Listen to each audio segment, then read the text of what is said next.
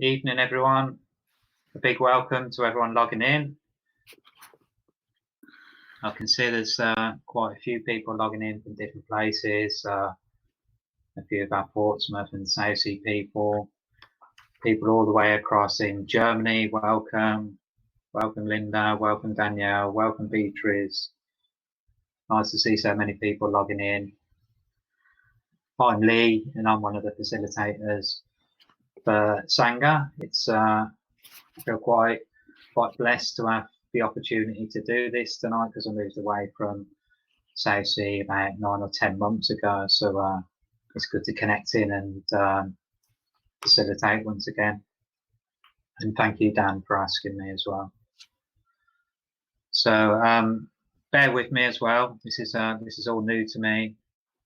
I just wanted to take a moment to express my gratitude, really, and encouragement for everyone coming here and using this opportunity to take refuge in these quite strange and unsettling times.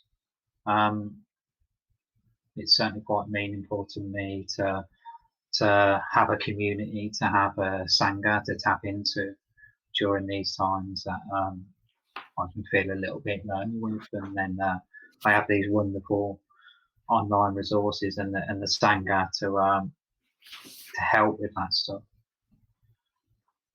So you can keep up to date with everything that's happening at Southsea Sangha. The links are actually in the chat.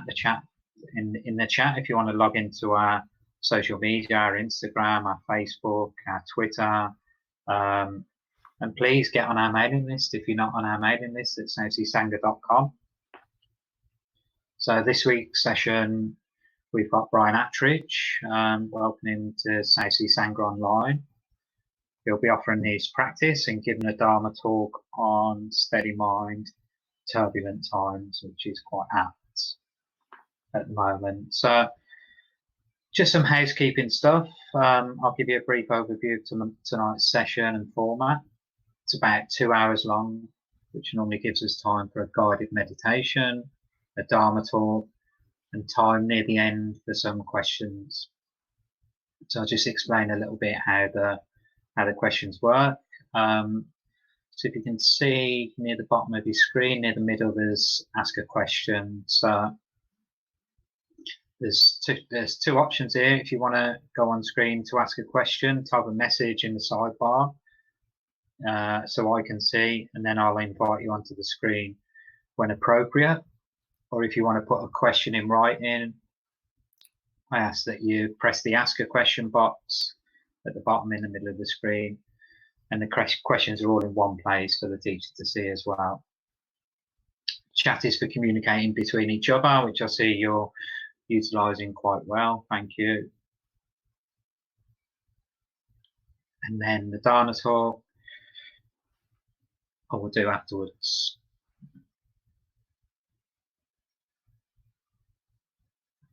No, in fact, I'll do the Dharma talk now. Excuse me. So we and the teacher really appreciate your support, and it allows us to continue what we are doing here in this way. While we have temporarily moved to an online Sangha, we still have outgoings such as insurance and other costs to cover. It's our intention to, as a community, to support the teacher for their time and teaching too. You can do this by clicking on the donation button you can see next to the Ask a Question tab. So that just leaves me to wish and hope that we can all make good use of this practice, of this opportunity to be together, of coming together in this way, in precious assembly of practicing at Sangha. And that if it supports you in whatever your daily rhythms may look like. So thank you all for your kind attention, and I'll leave you in the capable hands of Brian for an evening of Dharma practice. Thank you, Lee. Thank you. Can you hear me all right?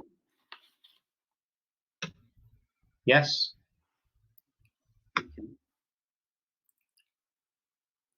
Well, good evening, everyone. Sort of my first experience at this online teaching, and welcome all. And there's quite a large crowd of you out there somewhere, 180 odd. And we certainly are in difficult times, as you're very, very well aware. And this evening's session is to try and look at ways to kind of steady our mind when the life experiences and the social experiences, the political experiences are so turbulent. And with this coronavirus experience worldwide, our lives are really getting turned upside down. All our familiar ways and all our familiar habits are being altered, and very challenging, obviously. But meditation is a very helpful way to meet these difficulties. And some of you might be new to meditation this evening or recently, and I'd just like to say that do go at your own pace, don't feel pushed into following anything that I'm suggesting if it doesn't feel right, and maybe even just if you want to, just sit back and just take it in your own way. And some of you, I'm really aware, might be very dramatically affected by this coronavirus, maybe personally with someone you know, someone in your family, or whatever. You know, there must be a whole range of experiences obviously out there with you all, and coping with it in different ways. And all of you living in very different circumstances. I'm quite fortunate that I have a place of my own, a flat of my own, a nice large garden. And I do feel as though I'm in a kind of bubble when everything else is sort of being so strangely altered around me. And you may be feeling like you're in a bubble, and you know, depending whether you're in a high-rise flat and you can't get out, or you may have a balcony or a garden. These are all difficult situations when you can't get out. So I'm aware, and I'm talking to you all, that some of you might be in very difficult circumstances, and I just hope you can manage them as best as possible. And that hopefully some of what we're going to look at this evening can be helpful.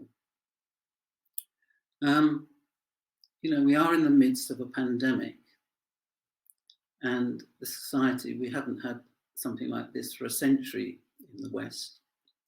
The last one was the Spanish flu after the First World War, where more people died in the pandemic than there were killed in the First World War. And the way it's raging around the globe now is extraordinary, unprecedented times. And my heart constantly just goes out to sections of society in the world, and I think, how on earth are they managing? In refugee camps, in populations like India, and so on. You know, it's devastating. And we're all living through this in our own personal, particular ways. But it's very strange that this virus is also part of nature. You know, the Buddha's teaching is about awakened nature, that we are organisms, creatures that have an awakened nature in us. It's just happening to us all the time. Like I'm an older person now, and I haven't got old just by having to work at it. It just happens. Nature has just got me here. And this virus is part of that. And a good friend I know thought it was an extraordinary intelligence this virus could, such a tiny, tiny thing, traverse the planet so quickly. That's extraordinary ability to move around so vast a space, you know, from continent to continent, from country to country. And as people say, it knows no barriers, no boundaries. So we obviously have to learn to take great care of ourselves. And as a Sangha, as a community, we can get the support of each other if you make links with each other and connections to sort of, you know, work with the Dharma teachings. But it has slowed us down enormously. I live here in Southsea, and the planes are not coming overhead hardly at all. The traffic has stopped, like in probably most of your places. The traffic's really stopped. People aren't moving around. And so it has an enormous slowing down effect. And feedback I've had from many people that I still work as a psychotherapist, that most people are quite liking the slowing down of life, despite the terrible things that are going on, not ignoring those, but it's like there's some sanity in slowing down. And the path of meditation, the Vipassana Samatha practices, are a slowing down of our mind, a calming down of our senses. And in that process, in that practice, this practice, we can begin to find a steadiness. It might not seem it at first, but the meditation practice, Vipassana, is a slowing down practice. Physically, we sit still, the breathing begins to slow down, and gradually the mind slows down. But it is a difficult practice to start off with, and a little metaphor, analogy that I think of is most of you might have tried to put a thread through a small needle eye. I just do now and again to sew something on a shirt, maybe. No big sewing talent that I have, though. But to get a thread through the eye of a needle is really difficult, and it helps to magnify, use a magnifying glass to see how you can get the thread through the eye of a small needle. And that's what meditation and mindfulness does. It kind of magnifies the experience of the here and the now, that we begin to see what's happening in our mind. You know, the fact that we can notice a memory happening, the imagination or fantasy of the future happening. We slow everything down and sharpen our observation, our attention. And attention is really critical in how we use our mind. Where is our attention going? There's a famous sort of Zen story that the new monk asked the master, what is the practice of meditation? What is it? What's it really do? And the master said, attention, it's attention. And the monk, getting a bit frustrated, said, no, I really want to know, what is it doing? How does it help? And the master said, it's attention, attention, attention. And we don't normally in life, unless we become mindful and meditate, we don't focus our mind on any single object. Bare attention is called sometimes. And focusing our mind on the breathing is beginning to develop bare attention. And that gives us quite a lot of inner sort of ability to manage our mind. And strangely enough, we're all having to turn inwards, stay inside. This coronavirus, we've been instructed to stay inside for good reasons. And there's a curious little amusing phrase that lines up with by an Indian teacher called Sadhguru, who says, if you can't go outside, go inside.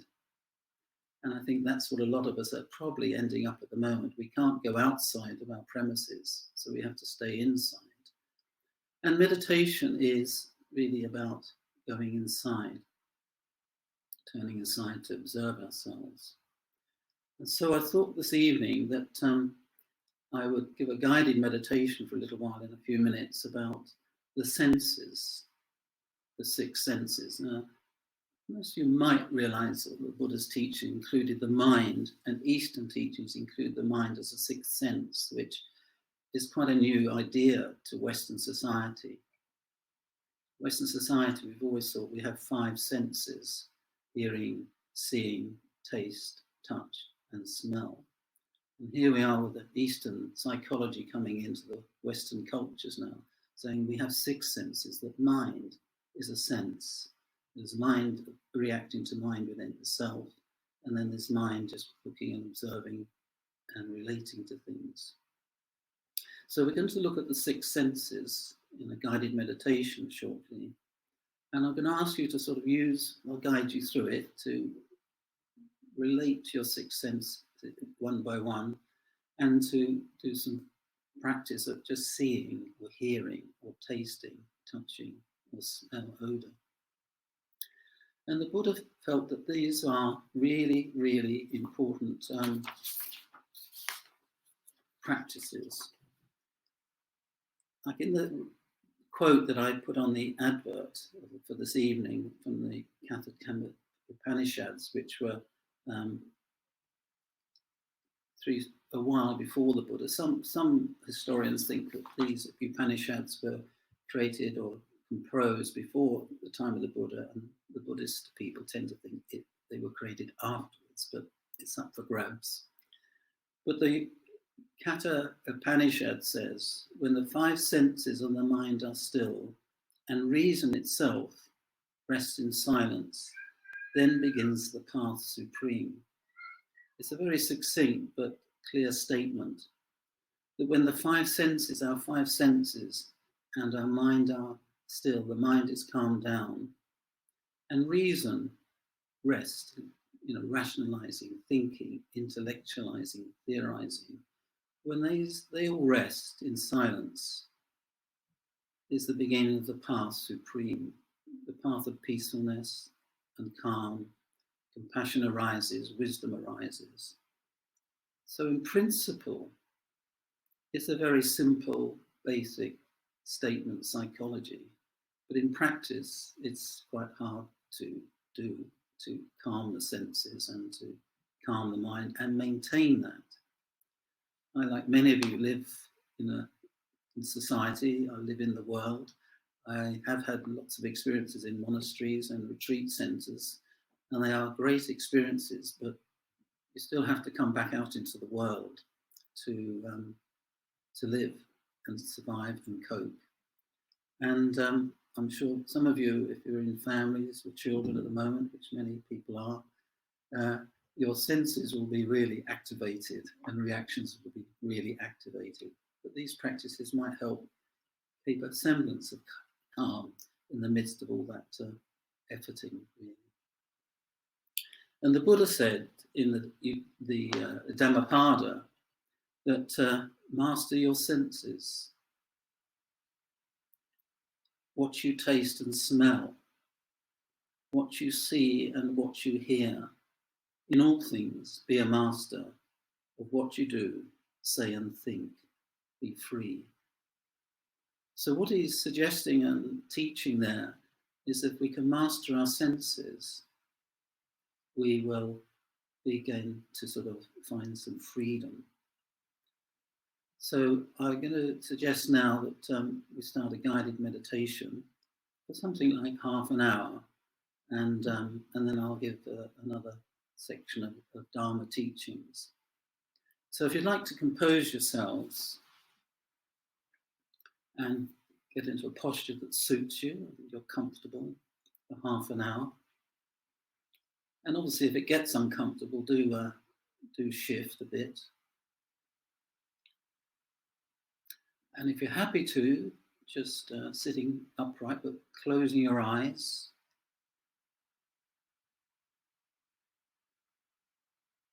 Settling into your body and your posture. And I'll take some I'll give some guidance for a little while to just bring the attention to your body.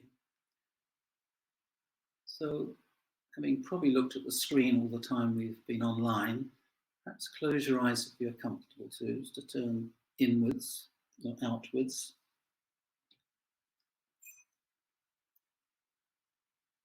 And sitting upright, rising up through your bones, the spinal bones if you can. Lengthening through your neck. Letting the top of your head take you up.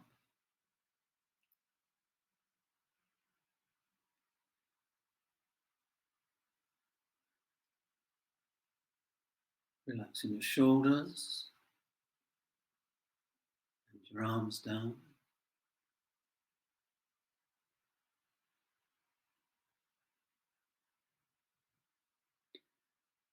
Whether you're sitting in a chair or cross-legged on a mat, just relaxing from the waist, the pelvis downwards. So in principle, we rise up through our bones, our skeleton, And we allow the flesh, the muscles, to relax downwards with gravity.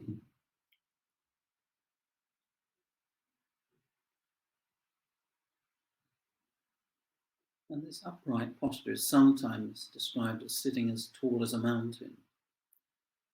It's about being tall in our being.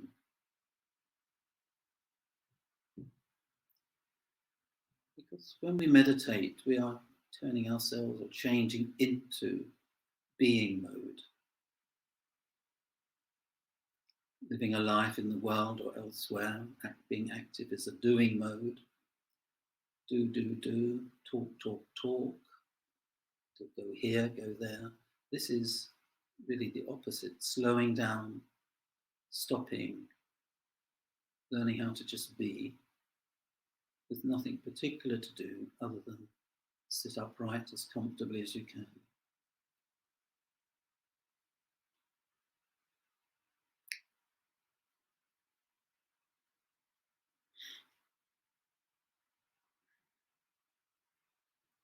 So we have this precious body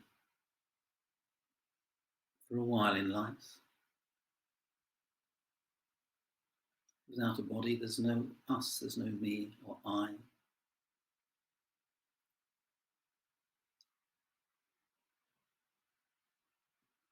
So it's like bringing the heart into the experience, that how precious you are to yourself.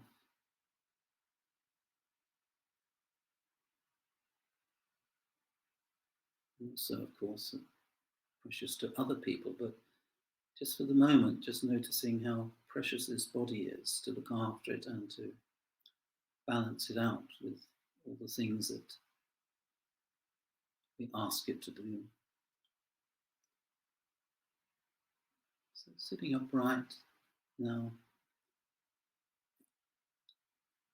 focus your mind. In the Buddha's teaching, samatha practice is concentration practice, which we're starting off with, concentrating on your body. And concentration, samatha practice, leads to tranquility, calm, serenity. It's called a tranquility practice. And the other side is the vipassana practice, which is beginning to understand the mind, gaining wisdom, watching the breathing and doing so. So turning now, if you feel you've kind of composed your posture,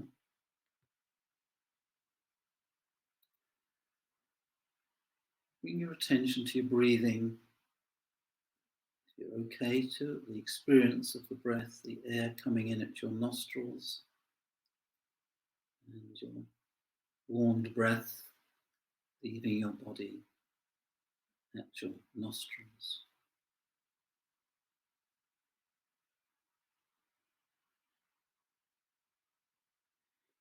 Sensing the slight coolness of the air coming in compared with the warmth of your breath going out.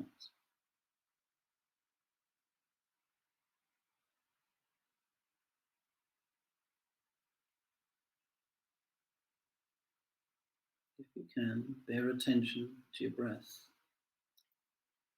So the attention, kind of what I was saying earlier about threading a needle, it's this attention that can begin to magnify the experience of being in the moment. Just putting more attention, the energy of your attention, to focusing your mind, to be with the breathing for the moment at your nostrils.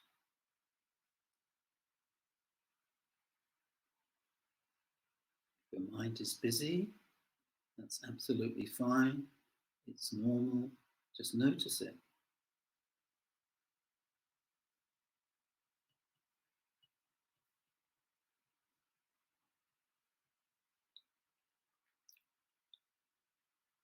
Breath coming in, air coming in, air coming in, breath going out.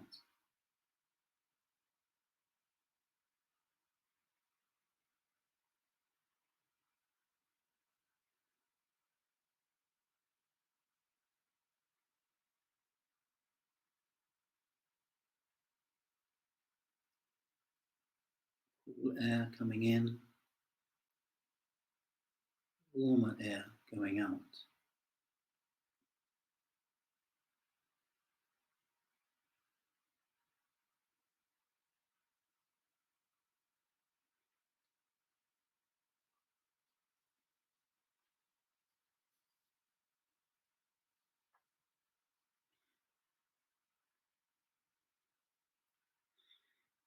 So sitting tall, just making that steady but gentle effort to concentrate your mind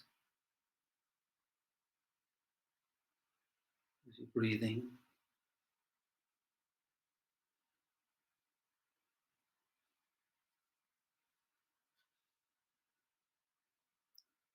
And each breath is feeding, nurturing this precious body that we have.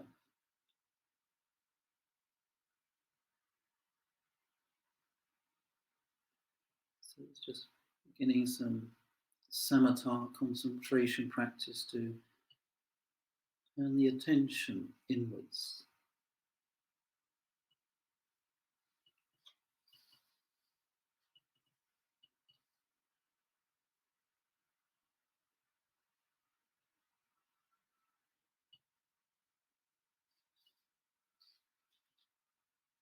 So this is going inside.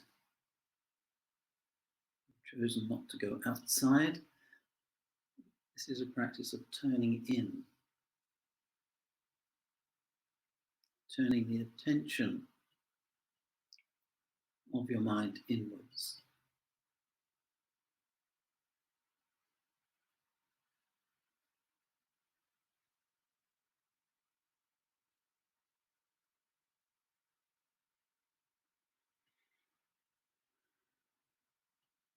And just notice for yourself, obviously, how easy or not it is to keep your mind's attention steadily on your breathing. This isn't an easy practice. It's a practice that becomes easy with time, certainly easier.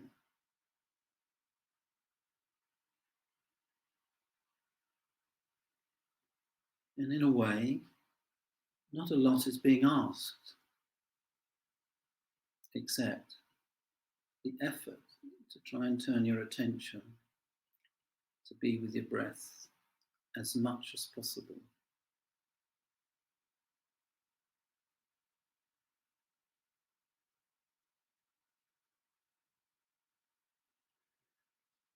It is described sometimes that when we're able to keep the mind's attention, your mind's attention on your breathing, it might be just a few rounds of breathing at first, a breath or two or three, and then it gets lost. But while that attention is happening, you're there with your breath. You actually are meditating. When we lose that and that we get carried away by our thoughts, we're sitting, but we're not meditating. We've lost it, kind of lost the plot for a few moments. And when you catch yourself wandering off, just return simply to focusing on your breathing.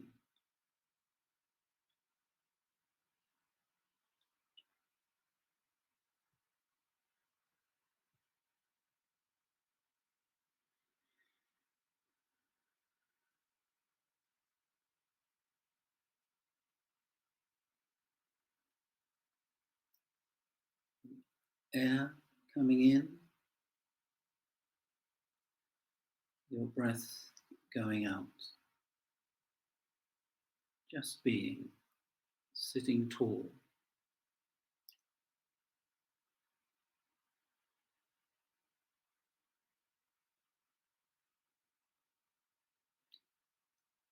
And try and avoid being self-critical or judgmental, that you're not trying hard enough, you're not getting anywhere. It doesn't matter, that's not important, it's just trying to practice, making the effort to practice is good enough. It's fine. It is what it is each moment. Simply being what it is.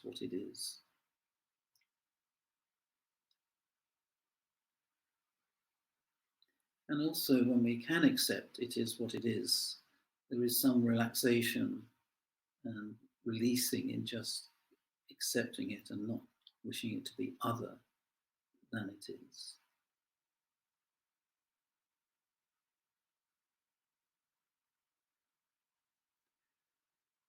So I'm going to move on now and work through the senses.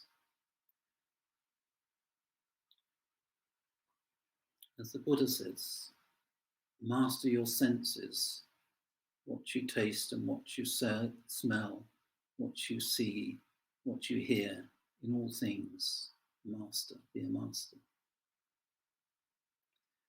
So I'm going to work with seeing at the moment to begin with. Your eyes, I would trust, are closed at the moment. And for a few minutes, I will ask you to just open your eyes and just see without labeling, without noting.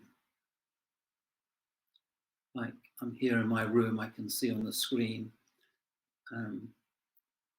there's my fireplace surround.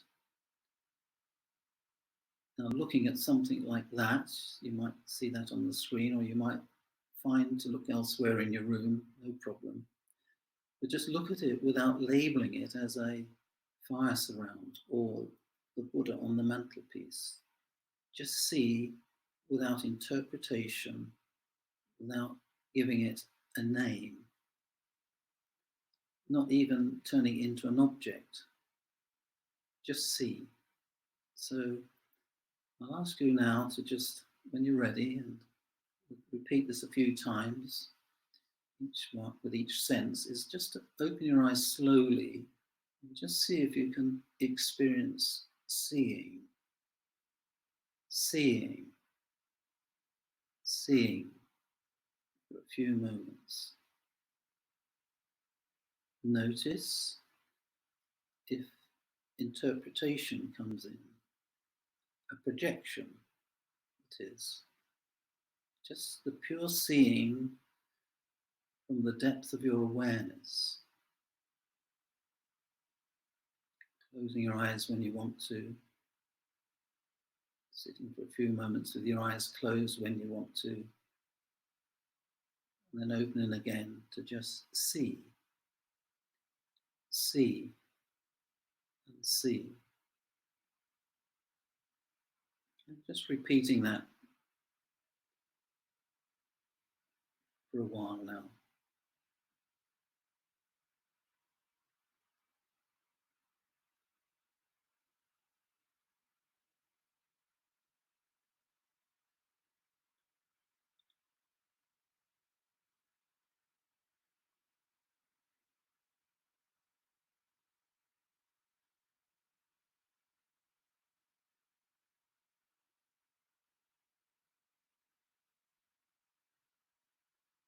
When you're ready, just again, just opening your eyes, maybe looking at another area.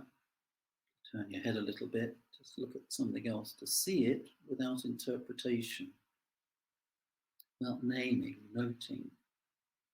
The pureness,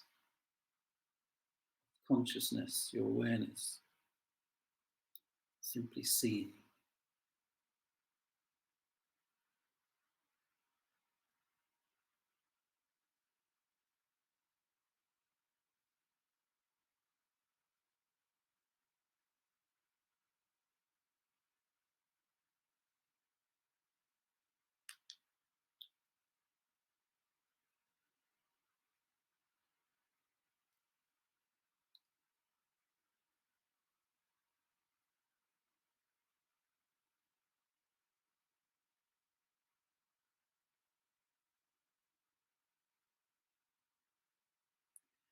And of course, hopefully everybody's fortunate enough to have sight. Not everybody does.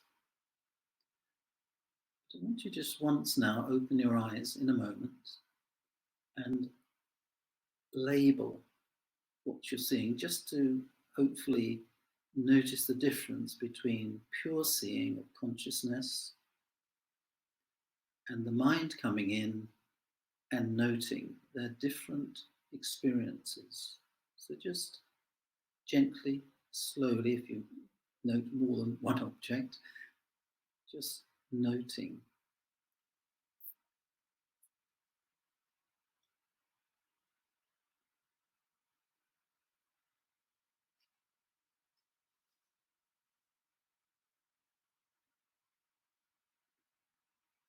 And then just coming back, if you're all right to now, just to closing your eyes and back to the concentration practice, samatha practice of observing your in-breath and your out-breath, just coming back into the breathing body. And if you're able to, just sitting as upright as you can, go back into the breathing. Mindfulness of breathing.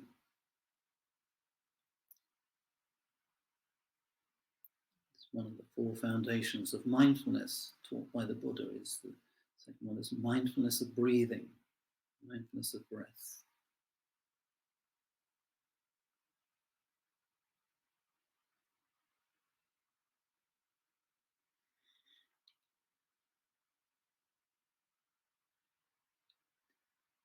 Air coming in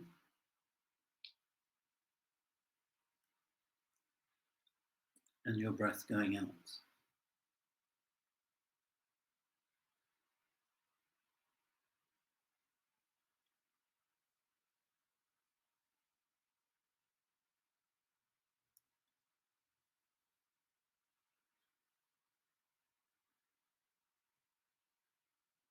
Okay, so just carrying on with the breath for a moment, and I'm just going to suggest now we move to hearing.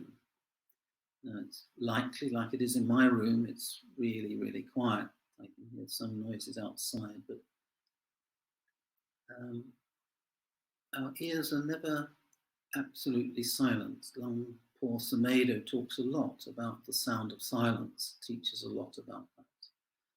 And that we always have a fine, fine buzzing noise in our ears. That is as silent as our ears can get, apparently.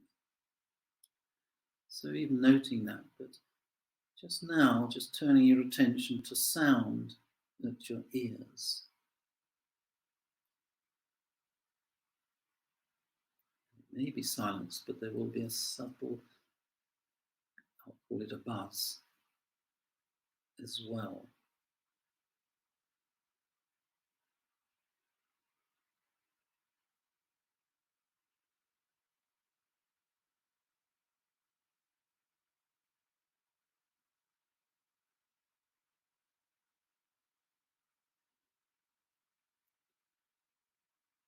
Just staying with your ears, because they're not like the eyes. You can't open and close your ears. They're just there, listening.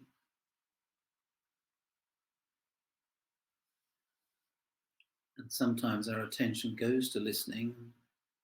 A lot of the time it doesn't. But it's there all the time.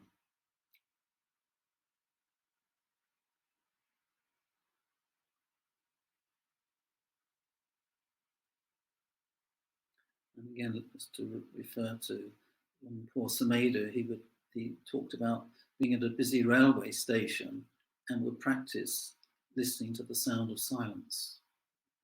Extraordinarily challenging thing to do, but very possible.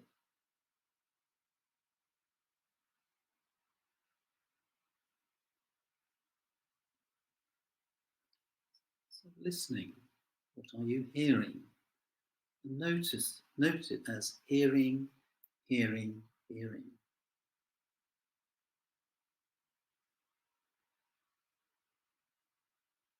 So if you hear the sound of some birds, which I can hear, or any other sounds, just hearing.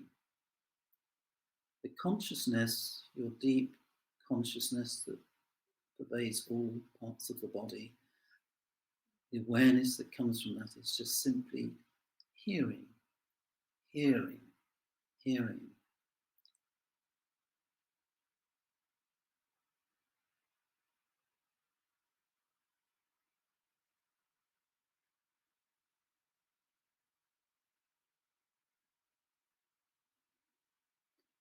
Just mastering the senses, the sense of your ears, that hearing, being aware hearing.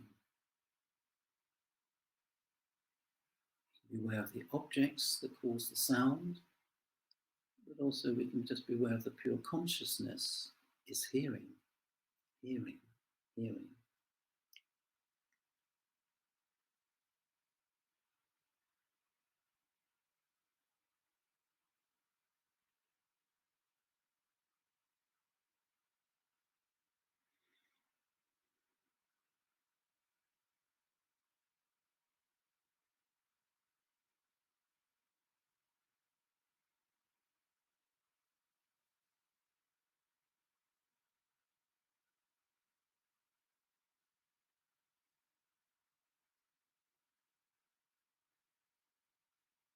So whilst you're sitting still, and hopefully you've got a very silent environment, or fairly silent, hopefully, just hearing, hearing, hearing is kind of stilling the hearing, stilling the ears. They're not labeling things, they're not turning what they hear into something that the mind picks up and elaborates on. Purity of just hearing.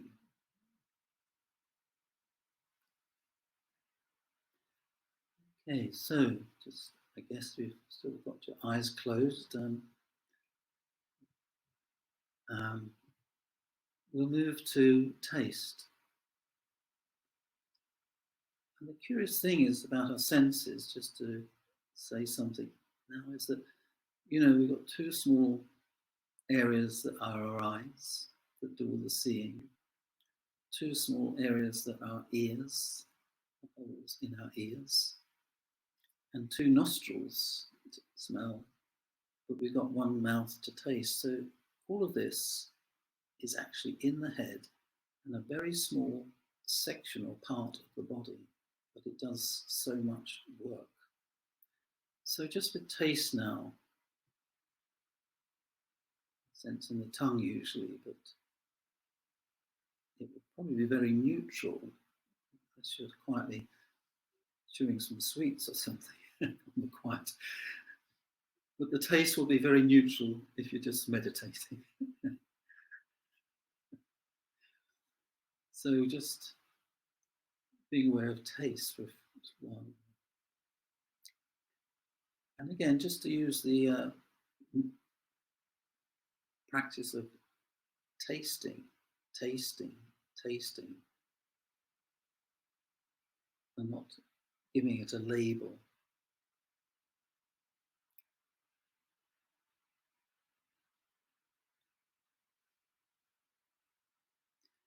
So this practice, it brings us into the primary functioning of our senses before we elaborate, fabricate, name and note. The primary experience of taste, tasting, tasting, tasting.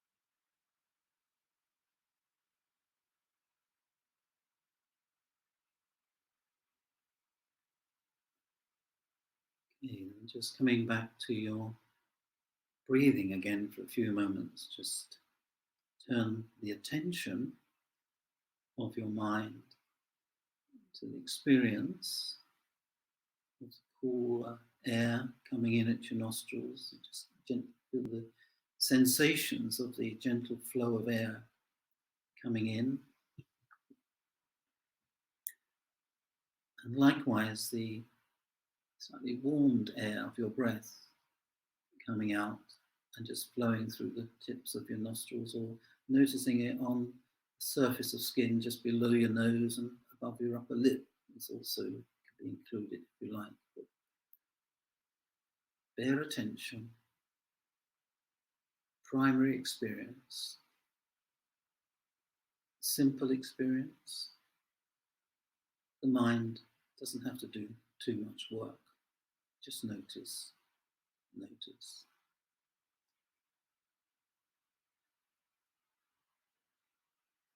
And I'm guessing many of you will, and I often can't stop thoughts coming in. It just goes on and on, even though I've practiced for many years. It still is the same struggle of calming the busy mind to come into a basic experience moment. So just keep at it, but just notice. It is a struggle.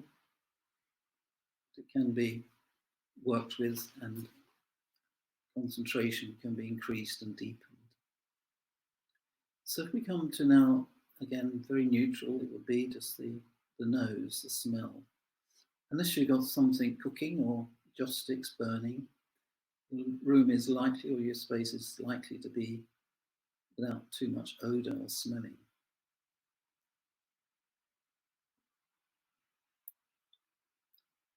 Just notice smell, smell, smell.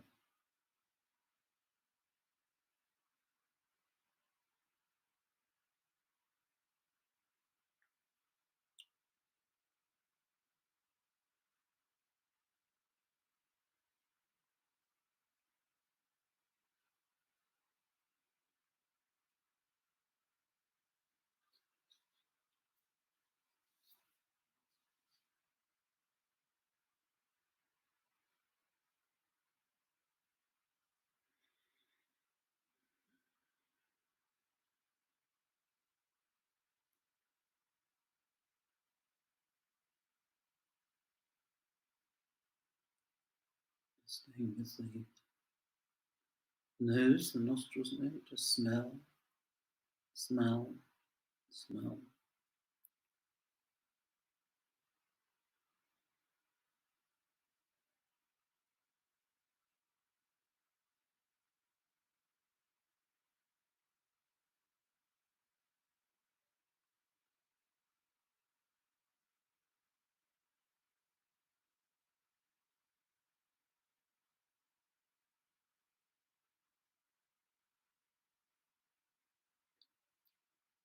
Okay, and then just letting go of that and coming back to your breathing, letting go of smell, just coming back to the bare attention of your breath, the samatha concentration practice.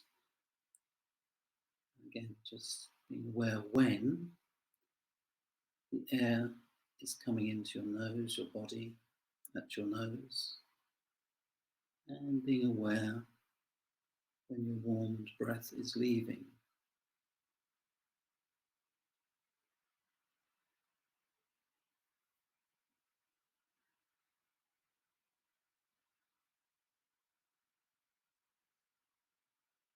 Steady your mind if you can. When you lose the concentration moment, practice. Just catch yourself, or when you can, return the attention of your mind to your breath, to your breathing.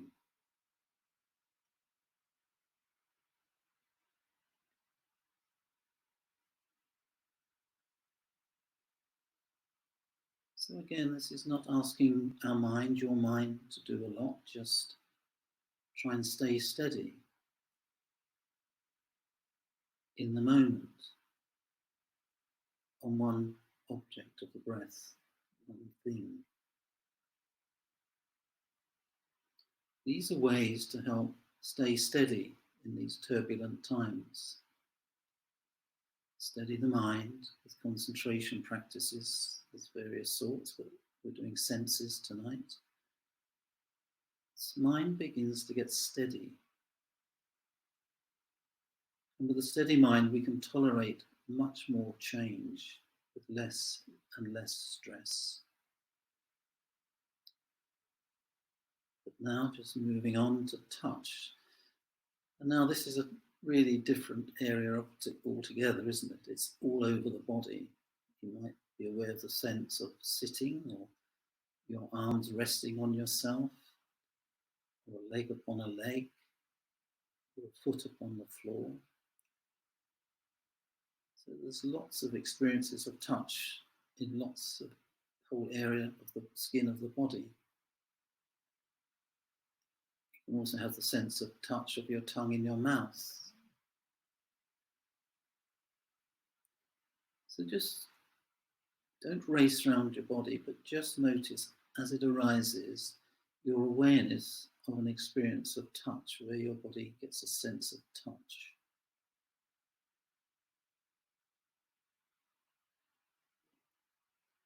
And of course, it could be sort of internal, feeling the pressure of the air in your lungs, or pushing downwards into your belly. It's not so apparent as external touch often. But touch is experiencing parts of the body connecting with other parts of your body, or with objects around you, chairs, floors, beds, hands-on items.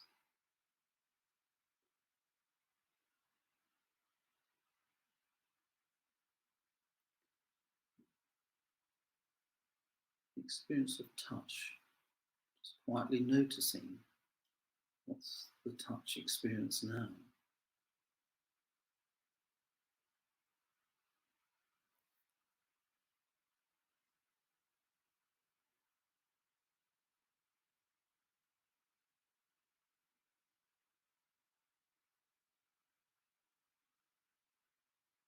Some areas of your body will have a stronger sense of touch, probably your bottom, buttocks sitting on a seat or a cushion, the weight of your upper body pressing down through the buttocks, through the back of your legs maybe. And other areas of touch will be kind of light and a bit more vague.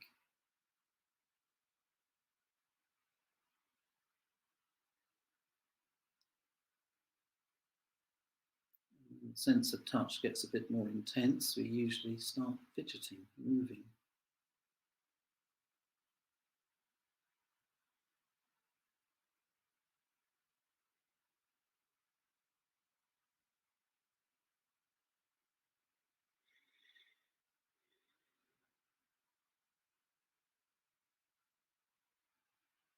The sense of touch.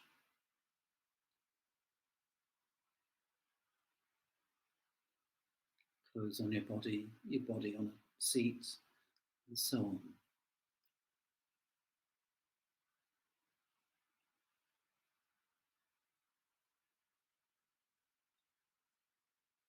Okay, just coming back to your breath, sitting tall if you can keep with that. Back to concentrating on the breathing, samatha practice, mindfulness of breathing, mindfulness of the breath.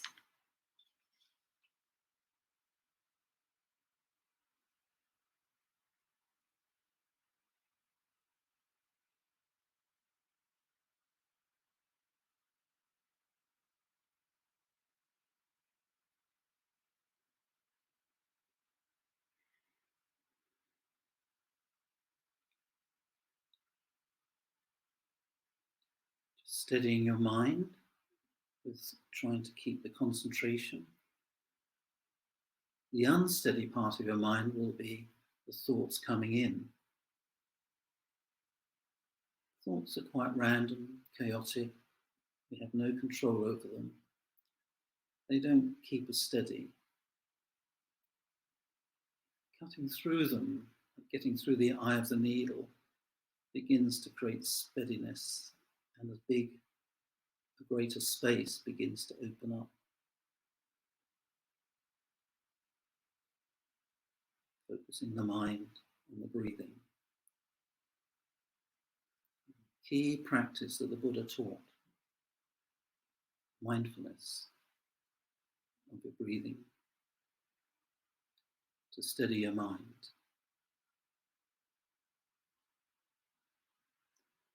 And now letting go of that, we've covered the 5 primary senses that's more familiar to the Western psychology. And now we're going to look at mind, which is an Eastern add-on. So just let your breathing go for the moment as a point of attention, and just notice what's going through your mind. And I'll just now and again say, what are you aware of now in your mind?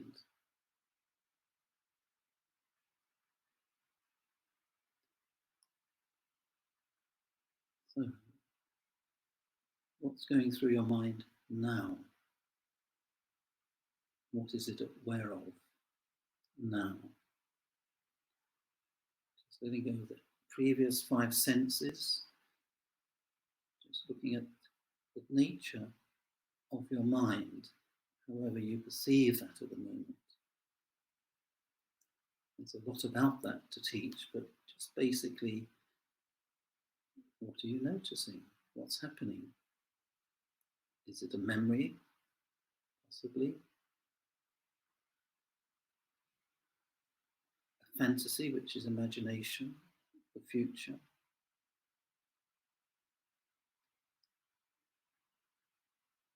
Certain thoughts reoccurring?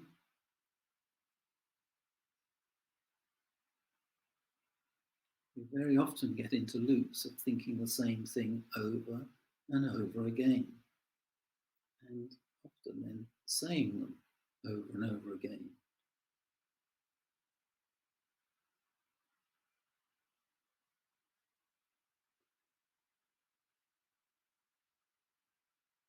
What are you aware of now?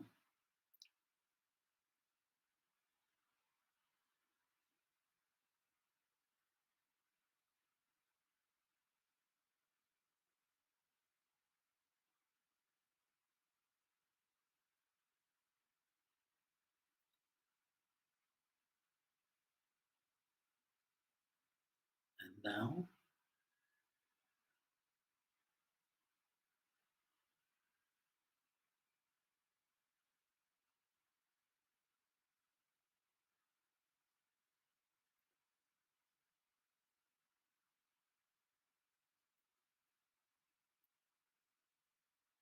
And now?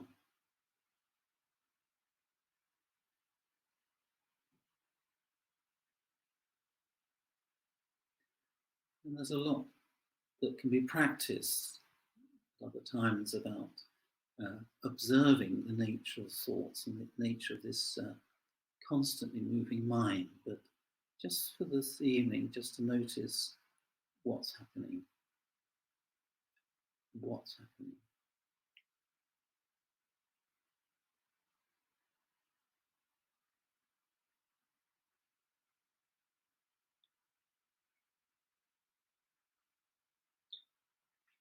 And then finally, just coming back to your breathing now.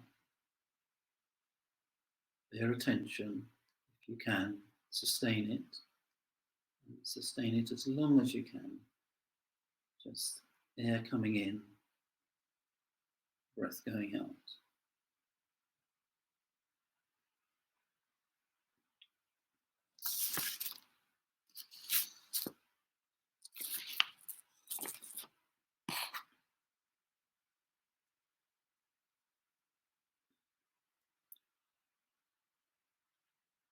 Okay, so just bring the practice to a close. So just beginning to be aware of re-emerging back into your space. And I'll just sound the bowl.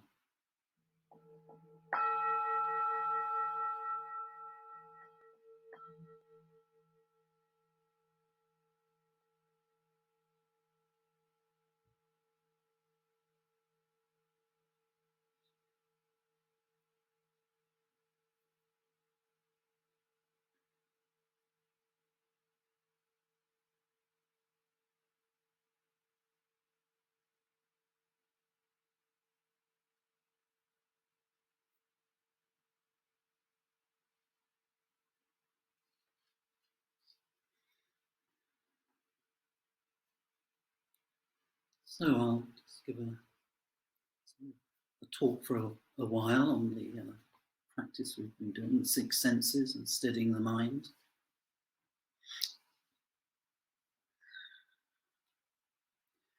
Now, this isn't a normal everyday thing that most people do, is to just try and be with the primary experience of senses, our 6 senses. But this aspect of focusing on these primary areas of ourselves are not new. At the Buddha's time, they were conceived in the yoga traditions, the Vedanta traditions, times before it's thought. And it's so simple a principle, and it's so rarely taught. But it is where we begin to get our steadiness.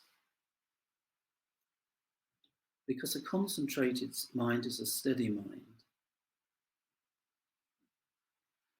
And when in this society, and we receive or are exposed to so much stimulation of the senses, that in a way it does drive many people kind of stir crazy.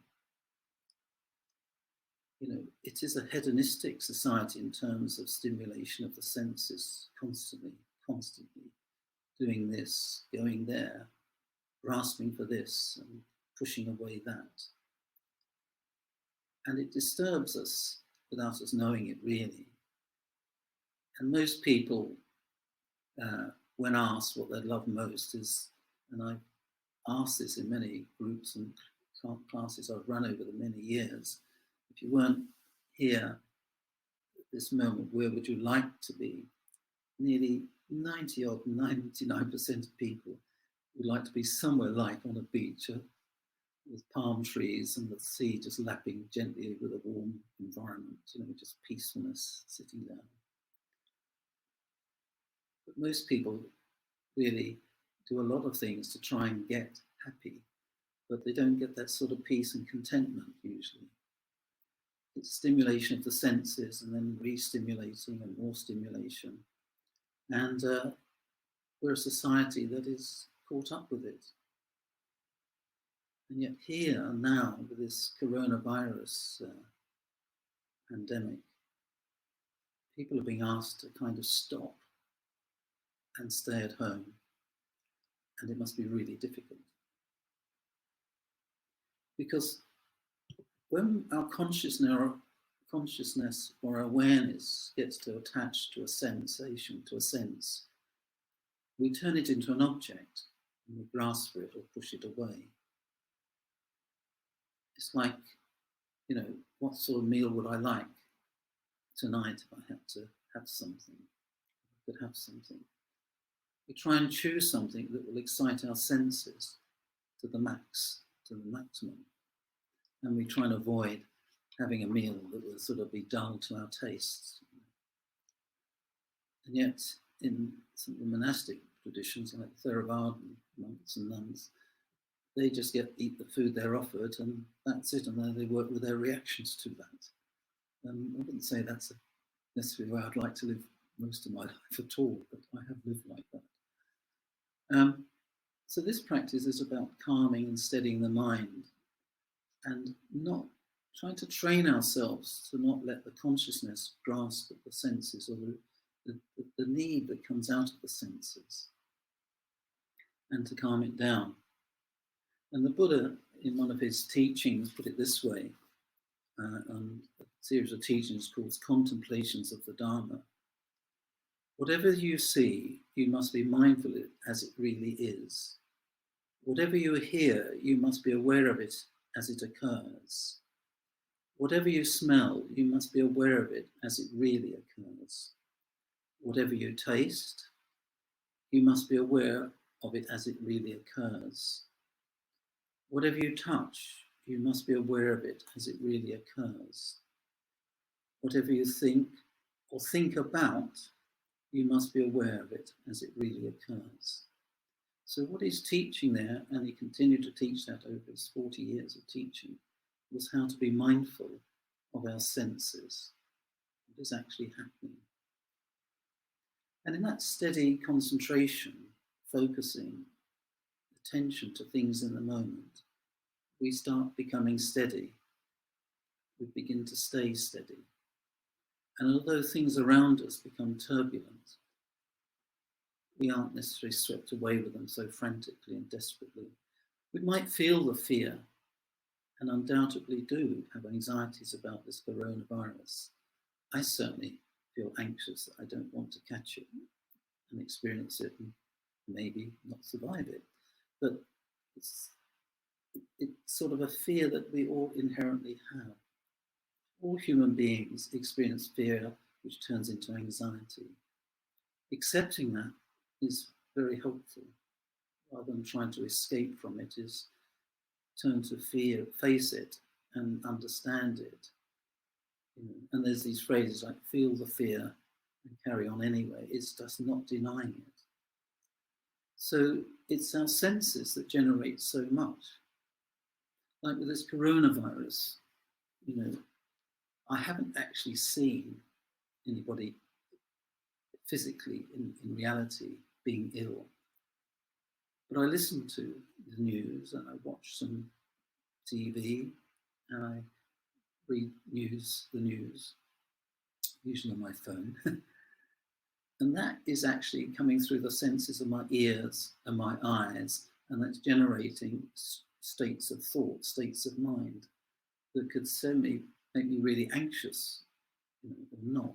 But if you notice that you're just seeing and hearing, and it isn't in the room, in reality, we have a gap. We have a space to sort of like be with ourselves and not get swept up by the media, by the news. Not to deny the reality, never deny the realities. All of the Buddha's teaching is how to bear and be with and recognize reality. Because when we are in the real, we know where we are.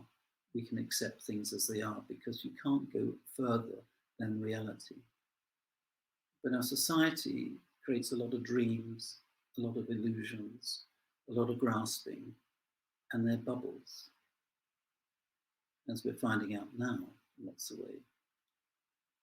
With all this, we can't go outside and we've got to turn in. So much of what we live on has disappeared. It's not here, it's not in the room.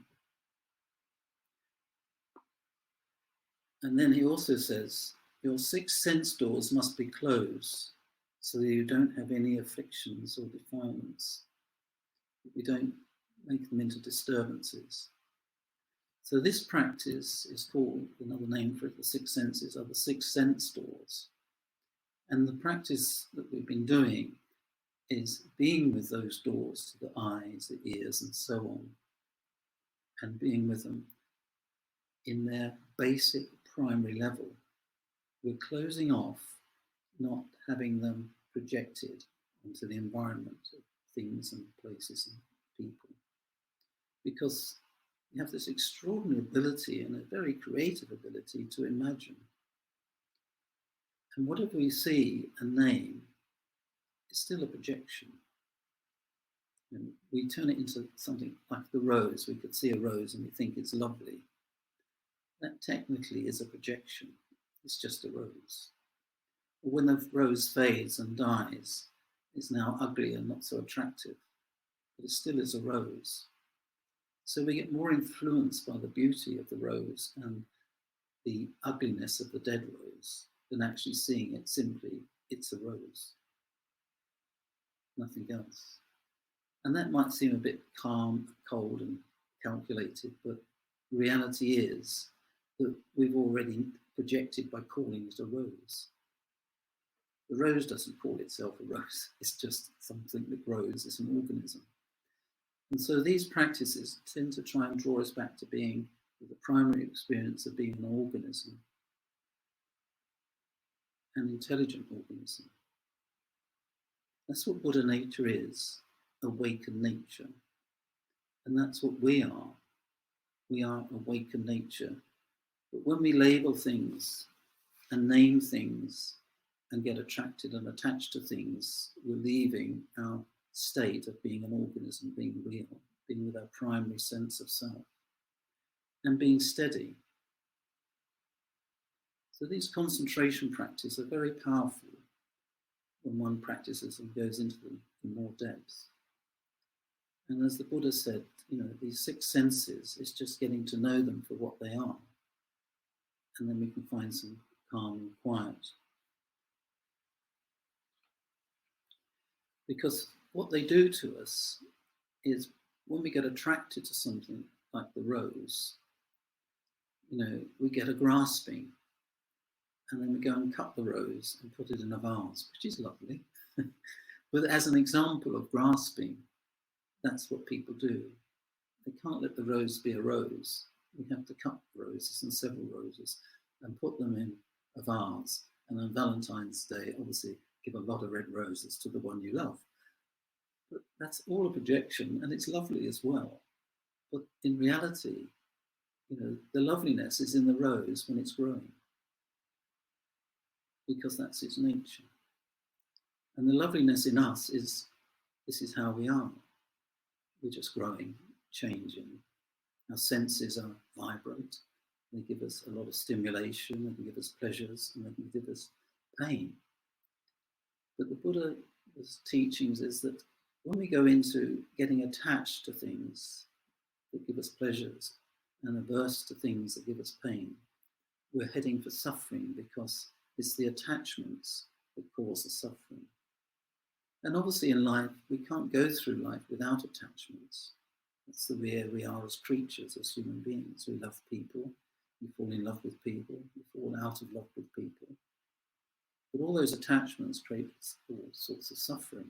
So it's learning to accept that this is how it is. If I'm in love with somebody, love family members, love a dog or a pet, then there will be suffering in that attachment, and accepting that and living with that is fine. That's the way it is. But to try and avoid it is impossible. The price of loving is pain, in the end, one or the other. So this practice of staying steady is trying to see realities upon realities and internalizing the picture of reality in ourselves so that we suffer less, or we can tolerate pain more easily, because nobody will escape this life without any pain and suffering, but it's kind of not seeing it for what it is really important. And this Dharma path is quite profound for many people. There's the classic story of Gampopa, who was a Tibetan man in the 16th century, I think it was earlier than that. And at an epidemic in Tibet, he lost his wife and 2 children to the epidemic. And he was devastated, obviously. And he began to realize he wanted a way out of experience such suffering. And he began to hear of the Dharma. And then he heard of a teacher called Milarepa, and decided, he was so moved by learning about Milarepa's teaching, who was a famous Tibetan teacher at the time. He was the 4th in a lineage of the Kagyu lineage, I think it was. The Gampopa began to travel and find out where Milarepa lived. And eventually, after a long trek, he got to a village near where he lived. And he arrived at the door of a small house and explained himself. And they said, oh, we've been expecting you. Milarepa's expecting you, which shocked him. I don't know how they worked that out. And asked to see him. But Milarepa kept him waiting for a couple of weeks. But he waited. And then Milarepa agreed to meet him and asked him to share a bowl of wine with him. It was a skull bone of wine, apparently. And being a monk, Gampopa had become a monk by then. Gampopa would not normally do this, would normally drink it. But because Milarepa had asked him, he drank it, some of it. And Milarepa realized he had surrendered to him as a teacher, and he offered him the teachings. And Gampopa became the founder of the Kagyu lineage that still survives today from the Tibetan teachings. It's one of 4 lineages of teachings. But from great suffering, he managed to find a way of finding awakening. And there's a lovely series of teachings, the Jewel Ornament of Liberation, that he wrote about his path and his teachings, which are really interesting but long and winding to read. So in our greatest sufferings, there is a route out of them, if you trust the Buddha's teachings, the Dharma teachings as well, that he taught. And of course, the Buddha wasn't a Buddhist. The Buddha never taught Buddhism. The Buddha was a yogi teaching the Dharma. And that's kind of got lost over the centuries. The essential thing is not all the formulations, not all the fabrications that arise about every religion. It's coming to the essence, primary stuff of any teachings. And the Buddha's teachings were on the Dharma, the liberation from suffering. And he taught how to work with the 6 senses as one way into this thing we are, this organism we are, that is a human being. So I think I'll end my talk then and ask Lee back and offer some time for some questions and answers as well. And something's just popped up on the screen, messages. Oh, let's see.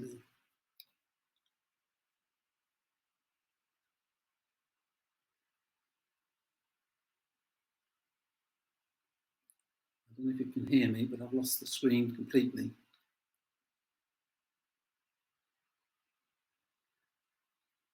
Right, I'm back. Are you there, Lee? Yep. It works. We had a lovely hour before this session sorting out the technology. We got it together at the last minute. I was having trouble my end a lot of it. Anyway, hello, Lee. Hello, Brian. Yeah, thank you so much for that. And yeah, as you just mentioned, before we come live on here, we meet up an hour before to sort out any technical stuff, and we spent the whole hour just in for me anyway, in plenty of anxiety and panic and trying to get things sorted. But they did. Very steady, I think I did.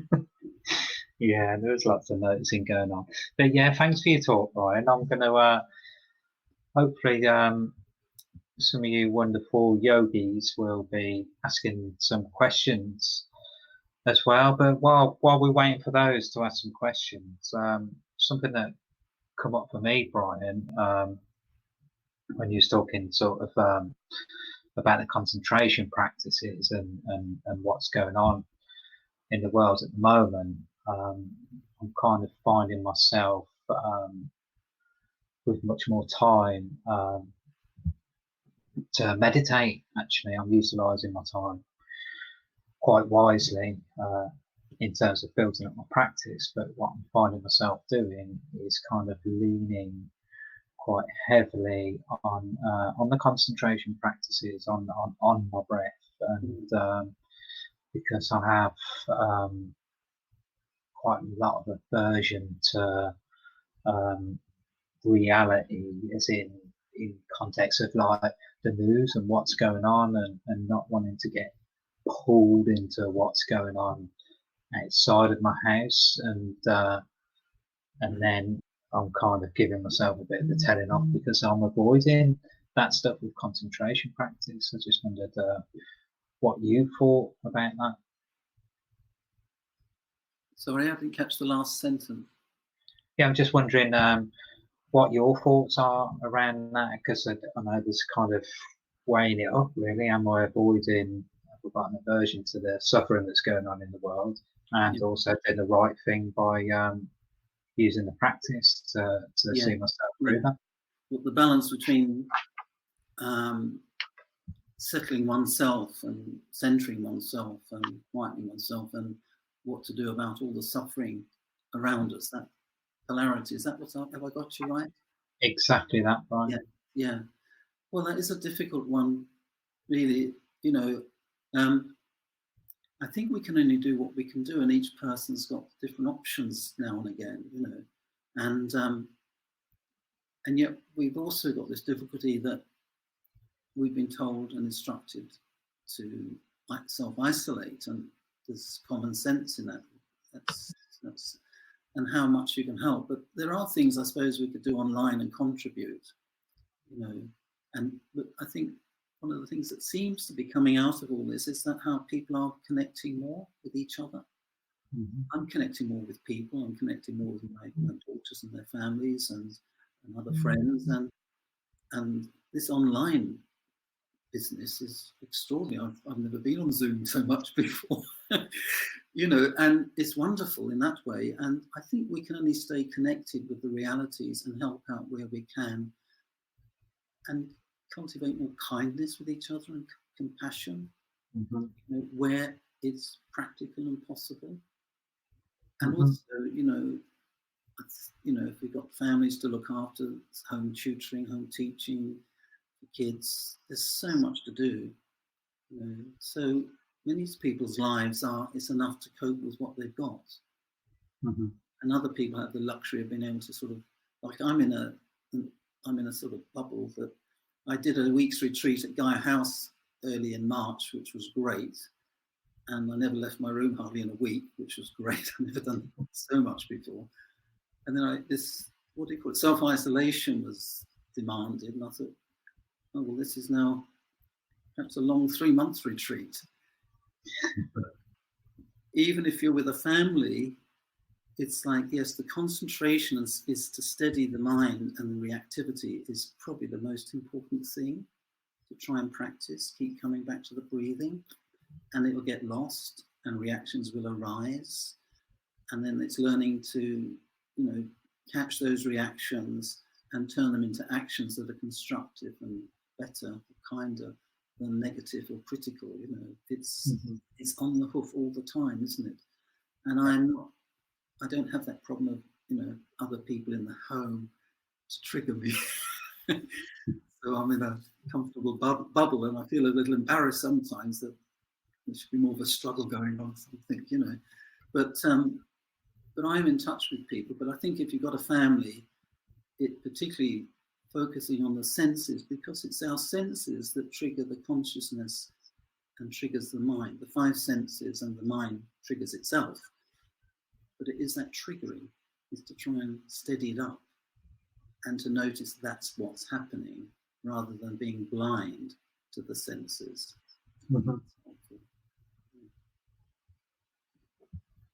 Oh, thank you, Brian. You've got a couple of questions. Did they come up on your screen?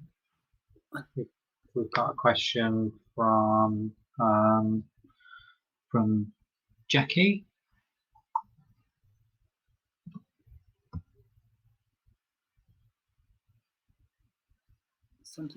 Is there another question? Yeah, there's 2 questions. So the first one, I don't know if you can read them better than me. They're small on my screen.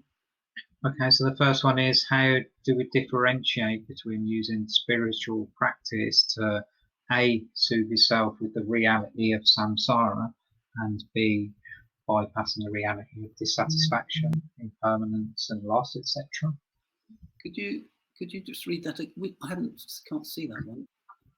Okay, how do you differentiate between using spiritual practice to A, soothe yourself with the reality of samsara, and B, bypassing the reality of dissatisfaction, impermanence and loss, etc.?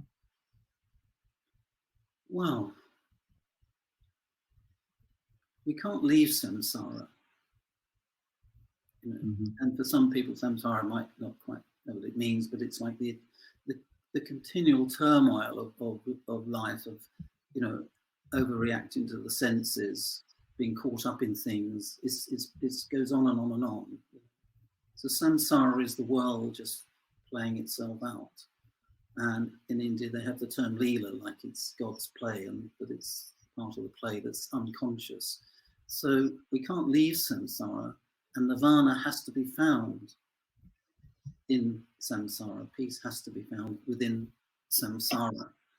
You know, it's like being in this world but not of it, but not disconnecting from it. And I think I got the question about bypassing, not bypassing our real selves. You know, there is this term called spiritual bypassing, where we bypass the deeper, complicated processes of ourselves and try and get into happy states. You know, I had a touch of the 1960s hippie period. You know, you get really cool, man. You know, didn't know what on earth we were doing with ourselves, really. Kind of bypassing. I mean, that's where I work with psychotherapy, which is not bypassing the self. It's like investigating, inquiring the self. And the Dharma practice is also inquiring into the nature of ourselves. But it is different in some ways, that the Sangha, that the meditation process is kind of within oneself. It's called intrapersonal. It's just within me, within you, within each of us. It's intrapersonal. And we do need this interpersonal relationship as well, which is where the Sangha is important. And the Buddha said of the three Dharmas, the three refuges, the Buddha, the Dharma, and the Sangha was the most important, because it's the relational. And so we can pull ourselves and isolate ourselves from the relational. And retreats do that, but it's good, important to come back into relationships, because most of our difficulties arose via difficult, dysfunctional, disorganized relationships, if we have difficulties, and most people do, you know, and a lack of healthy nurturing and nourishment as children or babies. So our upsets, our karma comes from that generally, you know, and the healing has to take place back in relationships. But meditation is a good stepping out process, in my way of seeing it. It's a good pausing and withdrawing to get a deeper insight into the nature of oneself and of all beings, really. So I don't know if that's quite answered the question, but I hope it has anyway. I've lost the question in the middle of all that. It's quite a similar question to what I asked, actually. A bit more depth to the question I was asking. So we've got a few questions now. So this is a question from Jackie. She loved the rose analogy. It seemed really relevant to what's going on in these times. So what do you think we can take from that at this time? What do you think I could?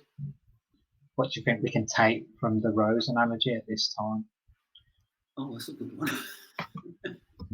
Well, I suppose it comes back to seeing things as they are. It is as it is. You know, we can't stop this pandemic immediately. Everybody's governments and different governments are doing better than others, and we can't stop it. But we can just develop more awareness and compassion for those in trouble. And but seeing the rose as the rose is seeing things clearly as they are. And that's the meaning of the word vipassana. Vipassana and samatha are the same practices, the other side of the coin, really, of Buddha's teachings. And to see things as they are is seeing the reality as best we can, you know, and doing our best to help out where we can. But a rose will always be a rose, and a pandemic will always be a pandemic, I suppose.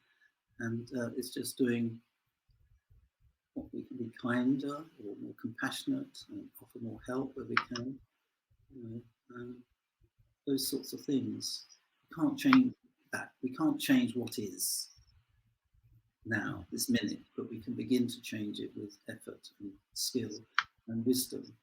I don't know if that actually, I think that might answer that one. Thank you, Brian.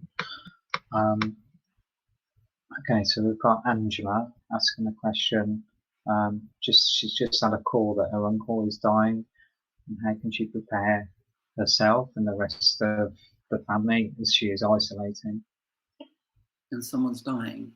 Mm-hmm. She's just had a call, her uncle is dying. Well, as I was saying earlier, that we can't avoid pain and suffering, can we? We can't avoid death. And it's how to bear the unbearable, isn't it, in our lives? I think how to bear the unbearable, and it's a bit probably going back to that story about Gampopa, that turning inwards and understanding oneself and the nature of the things, that death is universal is one thing. It's not personal in the end. Mm-hmm. The reason we die is because we've been born, and so it's inevitable. And it's trying to see the depth of that reality. It's like Pema Chodron talks about it quite interestingly, about groundlessness, that we emerge from groundlessness when we're conceived. There's no ground of being. We develop a ground of being, and then we get very grounded, hopefully through our lives, or so for some people so well. And then we go back to groundlessness. We go back to the universal. It's trying to get a perspective that this is all inevitable. It is as it is, and how can I become more attuned and accepting of things as they are? That's the tough thing, because we don't want someone we love to die. That's the suffering part. It's extreme. To lose someone we love is painful, but that's also a reality to have to live through. We can't avoid these things. We have to live through them. And I think sitting practice is an extraordinarily powerful way of staying with very difficult experiences by looking into the experience rather than trying to sort of rush around it. So again, so much of it comes back to the practice of meditation.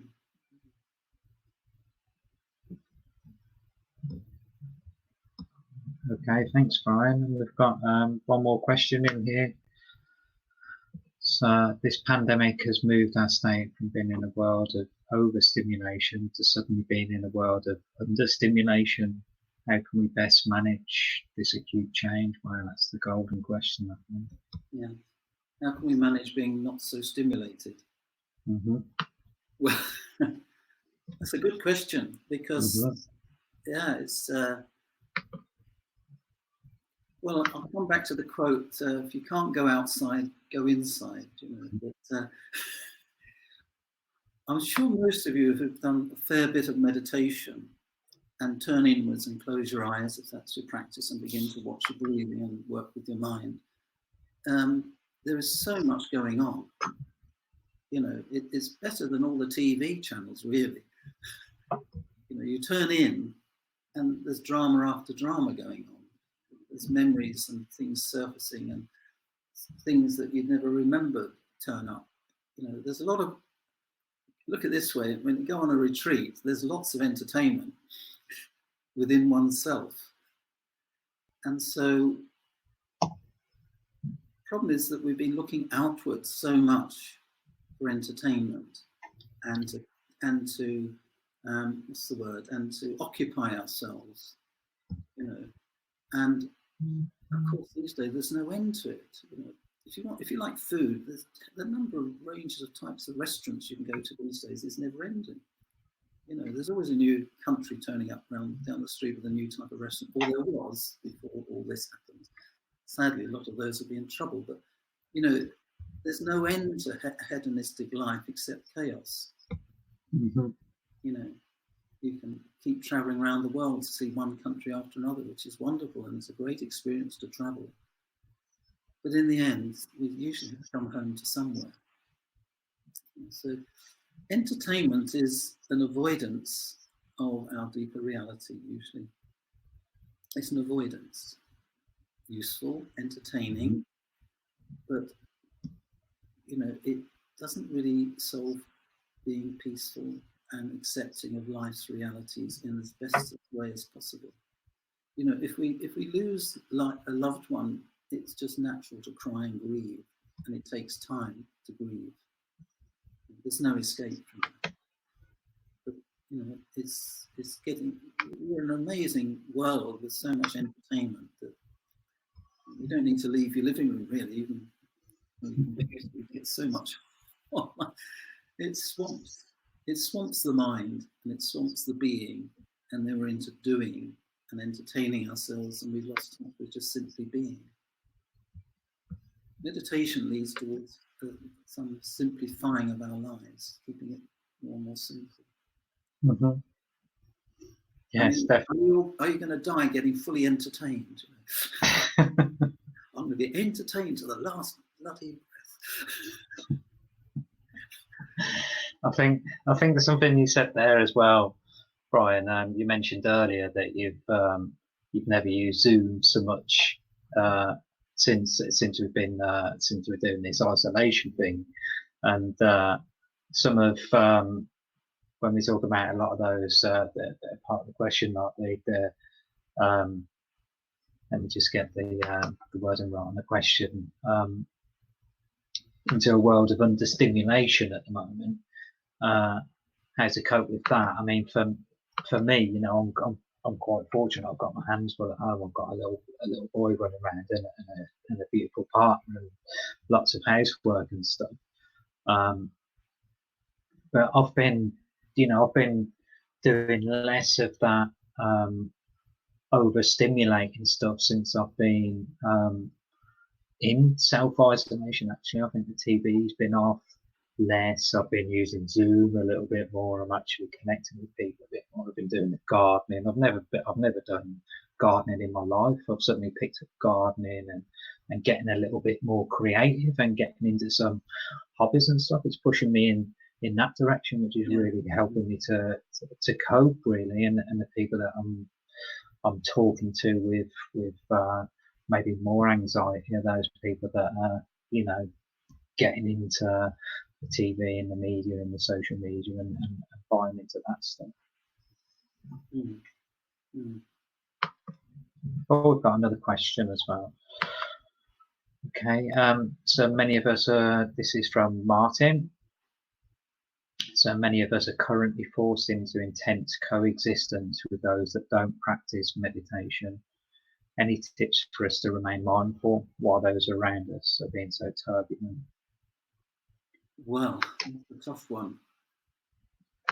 I kind of know that from some of past experiences and current life, really. I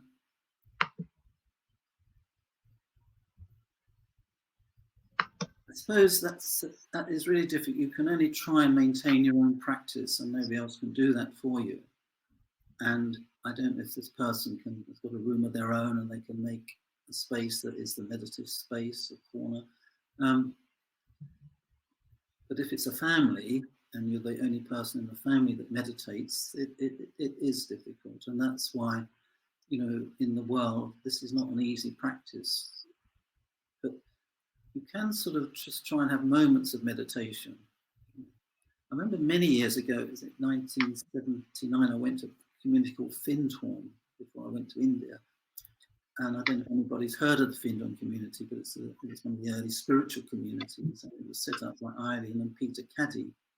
And they lived in a large caravan, 5 pair of them, 3 or 4 children, or 3 or 4 other people. And Eileen, the only way she found she could meditate was in the middle of the night, she'd go to the outside loo and spend a while outside there in the loo meditating. And she got the messages of what to do with the community. The inner voice came up and she got the knowing of what to do for the community for the following day or the following week. So there was a difficult situation, but in the middle of the night, she went to the outside loo in northern Upper Scotland, near Inverness, and meditated. So maybe the middle of the night when all the family and everybody's asleep, if you can manage it, and it's not always practical, I realise that, is to use that time, even half an hour, could be helpful to keep grounded, keep in contact with oneself and one's sense of reality, and not get swept away by other people's the overstimulation to life. Because the meditative path is a sort of calming down of the senses. In the yoga tradition, the 8 limbs of yoga, there's one limb called pratyahara. So I used to teach yoga for many years. And pratyahara means calming the senses. So if you go to a yoga class or a meditation sitting, one of the principal things that's happening is the calming of the senses. In meditation, you close your eyes generally, calmly Have a quiet moment if you can. Taste and touch are minimized, and smell. And then there's just the mind to deal with. So it's finding ways and trying to be creative as possible to find ways to calm the senses. Coming back to the teaching I was given tonight, it's a big factor is to calm the senses. And many people don't even think of it, that they're overstimulated. But very difficult in an environment where other people haven't got it in this way. Very difficult. But not impossible. Because this self-isolation will come to an end as well. we really hope, anyway. Thanks, Brian. Thanks, Martin, for that question as well. And that leads us quite nicely, actually, into we'll make this the last question from Danielle. She's an old supervisee. He was just talking about yoga, actually. So do you have any reflections on integrating bodywork into our daily practice, from Danielle, an old supervisee? Yes, hello, Danielle. Can't see you, but lovely to hear. What was the question again? Could you just... So do you have any reflections on integrating bodywork into our daily practice? Yes. I do body work every day, and I'm one of those people, perhaps like Eileen Caddy. I do it in the middle of the night or very, very early morning, because I've always had interrupted sleep. So the blessing of that is I have gaps in the night, and I tend to go to bed earlier than most and give myself plenty of time to practice during the early morning. And since I've been in isolation, I've just increased it. And I do yoga nearly I've missed one. I sat one morning, but I do yoga practice for a good half an hour or more every day now. But I've also have done a lot of, some of you might know it or might not, Tibetan Kumnai, Kumnye. There's a couple of hundred or more, 250 individual exercises that are very, very slow moving, that are very powerful in releasing stress and tension, and bring us into our body, brings me into my body. Because it's a good question, and I think it could be taken up by everybody. It's a good question from Dan, is to include body work. Because we're not in the perfect environment for long retreats, and even Sangha meetings are just, an hour or 2 hours once a week. It's not like retreats where you've got a weekend or a week or longer to just do sitting practice and add some yoga in. I think living in the world, we collect so much stress and tension that gets somatized, it's physical, that I think most people in our society and meditators would benefit from building up a variety of bodywork experiences, yoga, Tai Chi, Qigong. I love Kumnye because it's slow moving. And one of the things about slow moving practices, even if you do it in yoga, and there was that, I've forgotten the lady last week, yoga teacher was doing some slow moving practice, which was really good. Sorry, yeah. Sorry? Sorry, yeah. Yes, Sarah, thank you. Mm-hmm. Yeah, I thought, oh, that's brilliant. It's a little like my Kumnye. That once you do it, like even just like moving like this with your body, your arm or your hand, you're bringing your attention into the sensation level of the body experience.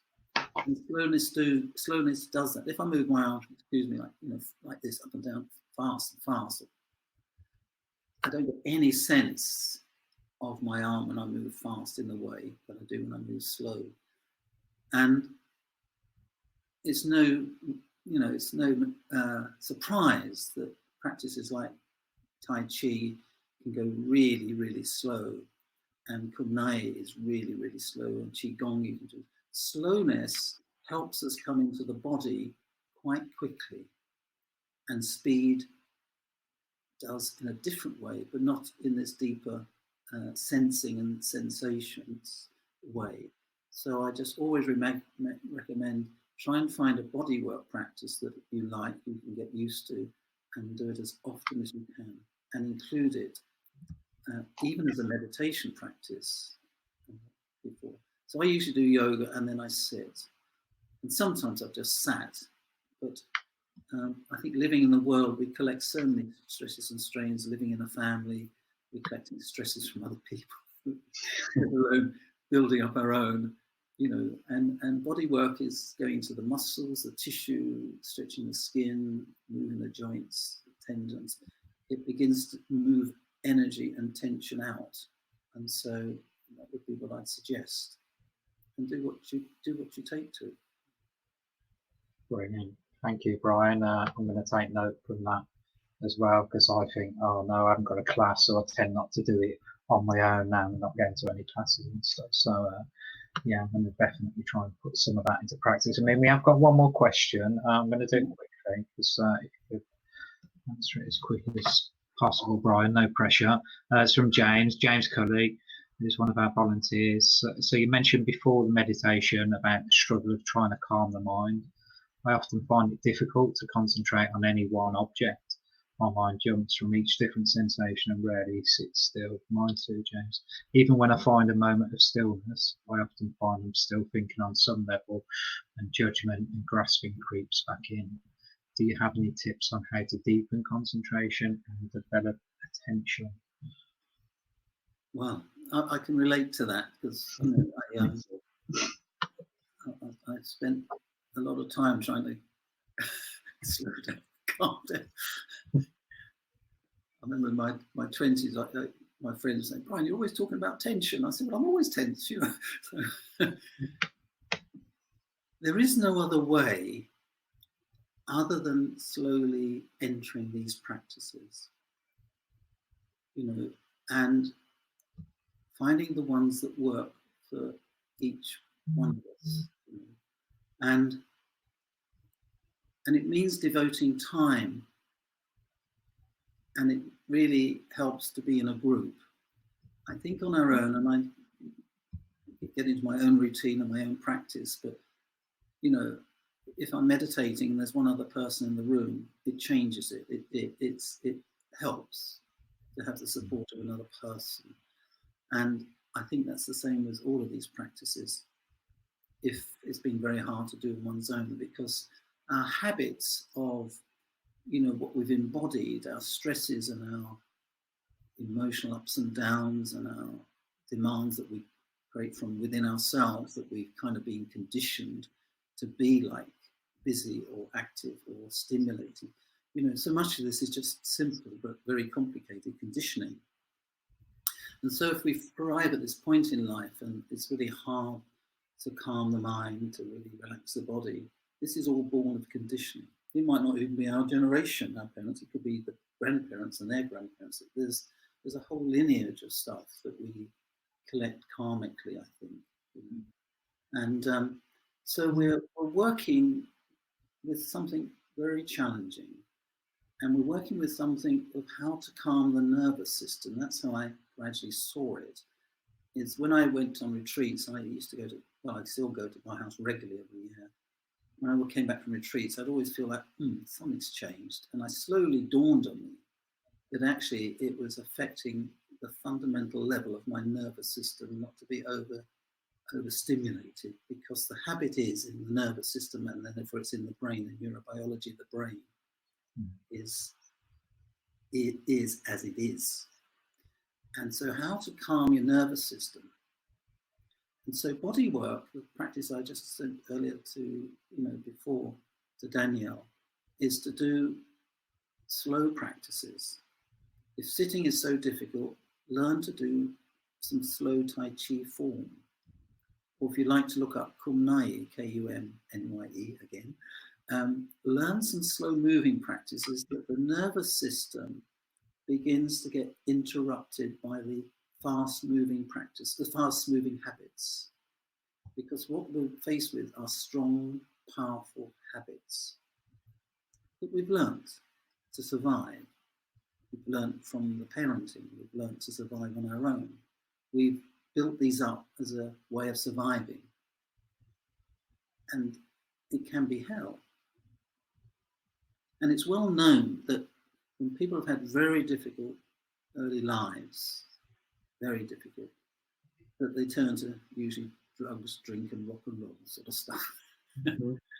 And if there's been a more soothing, nurturing, caring beginning to life, then that person hasn't got an overstretched, overwrought nervous system so much. It all depends, but it's relatively variable. So for those who've had difficult times, it is a big challenge to begin to change the habits that have been built into the nervous system, into the neurobiology of the body-mind. And these traditional ancient practices really work, but we have to get into them and find teachers that suit us and have got the picture. Not all teachers get the picture of working with the nervous system. I happen to think about it a lot because I trained as a body psychotherapist, and a lot of the work we were working with understanding how to calm the nervous system, doing body work and hands-on work.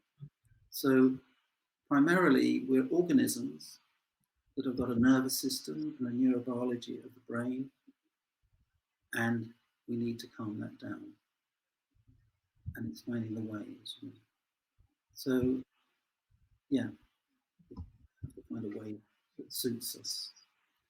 But it can be done, certainly, and it will be practice, but it will be something about finding your way to understand and learn how to calm your own nervous system. Mm-hmm. It's at the primary level again. It's a journey, isn't it? It's deeper than the senses. Is what the senses are triggering is the nervous system and the brain, the cortex. Mm-hmm. Okay, brilliant. Thank you, Brian. So we're going to close questions. Okay. And now we've only got a few minutes left. So I just want to mention again about that lovely greeny blue button in the middle at the bottom of your screen there, Dharma donation button.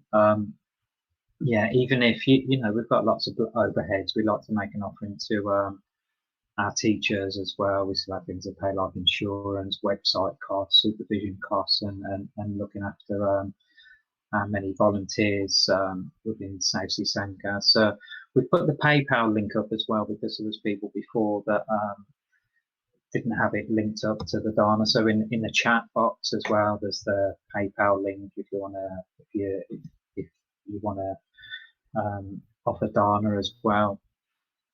So Dharma loosely translating as generosity in the Pali language.